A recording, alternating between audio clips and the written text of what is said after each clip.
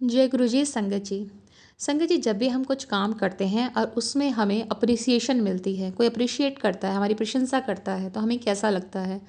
बहुत अच्छा लगता है। एक एनर्जी सी मिलती है, पॉजिटिविटी मिलती है, मोटिवेशन मिलता है कि हम इस काम को अब बार बार करें और अच्छे तरीके से करें। सपोज़ मैंने कोई खाना बनाया, कोई अच्छी पर्टिकुलर डिश बनाई, उसमें मेरी बहुत तारीफ़ हुई। अब क्या होता है, मैं वो डिश बहुत फ्रिक्वेंटली बनाऊंगी और मेरे घर पे अगर गेस्ट आते हैं तो वो डिश मैं ज़रूर बनाऊंगी, राइट।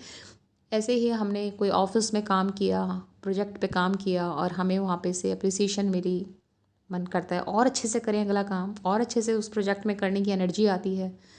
कोई छोटा सा बच्चा ड्राइंग कर रहा है, पेरेंट्स कहते हैं अरे बेटा बड़ा अच्छा बनाया है, वो बच्चा फिर से 4-5 पेंटिंग और बना कर ले आएगा आपके सामने। सेम ऐसे ही जो हमारा यूनिवर्स है, हमारे जो प्रभु हैं, अगर हम उनका भी शुक्राना करते हैं कि भगवान आपने जो भी दिया, सुख या दुख, उस सबके लिए शुक्राना, तो भगवान भी प्रसन्न होकर, यूनिवर्स भी प्रसन्न होकर हमारी झोलियाँ भर देते हैं। संगत जी, एक बार एक पक्षी रेगिस्तान एरिया में तड़प रहा होता है पानी की एक एक बूंद के लिए। पंख उसके कट चुके होते हैं, खराब हो चुके होते हैं, उड़ सकता नहीं है। ऊपर आसमान में देखता है कि कोई मुझे दिखे तो मैं उससे मदद मांगूं।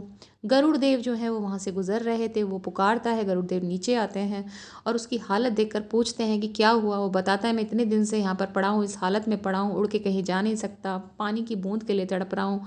आप कहाँ जा रहे हैं देव? तो उन्होंने बोला कि मैं तो स्वर्ग जा रहा हूँ। पक्षी बोलता है मुझे ना पता करके बताना कि मैं ऐसा क्या करूँ जो इस दौर से निकल कर आ जाऊँ। गरुड़देव जाते हैं स्वर्ग में, वहाँ पूछते हैं, देवदूत उन्हें बताते हैं कि उस पक्षी को बोलो कि शुक्राना करे। गरुड़देव वापस आते हैं और पक्षी से बोलते हैं शुक्राना करो, यही तुम्हें इस फेज से बाहर निकालेगा। गरुड़देव चले जाते हैं। उसके बाद 7 दिन बाद वो फिर से उसी रास्ते से स्वर्ग यात्रा पे निकलते हैं। देखते हैं नीचे वो रेगिस्तान जो एरिया था, जो क्षेत्र था, उसमें एक तालाब आ गया है, हरी हरी घास आ गई हैं, कोपले फूट रही हैं और उस पक्षी के भी नए पंख आने लगे हैं। गरुड़देव नीचे आए, बोलते हैं अरे ये सब कैसे हुआ 7 दिन के अंदर? तो वो बताता है कि बस मैं तो 7 दिन से प्रभु का शुक्राना कर रहा था। इस पर गरुड़ देव बोलते हैं कि जब मैं स्वर्ग में गया था तो देवता ने बताया था कि अगर ये शुक्राना नहीं करेगा तो 7 वर्ष तक इसकी यही हालत रहेगी। इस हालत से निकलने के लिए, इस हाल से निकलने के लिए इसको शुक्राना करना चाहिए।